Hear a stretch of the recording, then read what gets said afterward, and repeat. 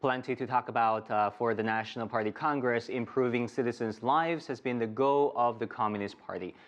Fred Teng joins me now for more on China's goals. He's president of the America-China Public Affairs Institute.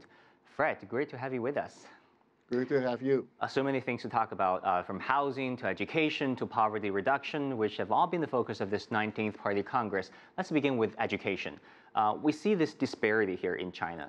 According to OCED, in fact, the big cities in China like Shanghai, they rank the highest in terms of science scores and math scores. But in some rural areas in China, nearly half of the kids didn't even get to go to high school. So what are the biggest challenges in your eyes regarding China's education? Well, I think the education is part of the delivery of service. Certainly in a rural area, it's quite difficult to deliver of that service, especially when you have from kindergarten or first grade all the way to high school, and because if it's a small village. So urbanization is an important process to alleviate some of these poverty. However, there's also resistance on the villagers themselves. They don't like to leave their house, like you previously talked about. They're a fear of going to a new environment and so forth. So for education, I think that you need to be in an urban center, and that's the best way to deliver that service. It's great that you mentioned our story just now, where a bunch of villagers were relocated to a better housing condition, places where they have better housing conditions, but they didn't really have a sense of belonging there, did they? That leads to my next question on poverty alleviation. What are your thoughts on the China's policy mix to alleviate poverty? Well, I think there's many things since the opening reform. I think start off with that, before the reform, everyone's pay is the same, and then start to let people to compete for a higher salary. I think the manufacturing and the infrastructure building helps blue-collar working job, which is most of the poor people that they can see their jobs.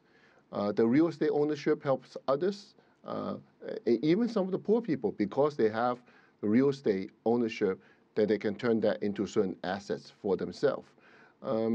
I think also a very social, stable environment helps to lessen the poverty. When you see war-stricken countries, there are a lot more poverties going on. And certainly the recent 5 years of anti-corruption, because corruption is also against the poor people. On healthcare, one statistics that I would like to share with you and our audience, that is 76 years of age. That is the time ordinary Chinese get to live their lives nowadays. That was 2 years older than 74, which was the life expectancy 5 years ago, which means Chinese now are only 2 years away from 78, which is the life expectancy of those of the United States. What do you think of Chinese government's efforts regarding healthcare?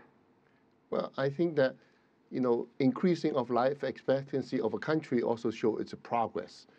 However, we have to know that currently those who are in the 70s or 80s, they went through a very difficult period in the early formation of the country. And as a result, I think that their health and so forth will be an issue. And certainly, I think the relaxation of the one-child or two-child policy will help creating more youth. But whether that can connect or not, that is an issue. We need more young people in China to pay for the older people in terms of their livelihood and their welfare. Certainly, aging population is another problem to tackle. Fred Teng, thank you so much for your time.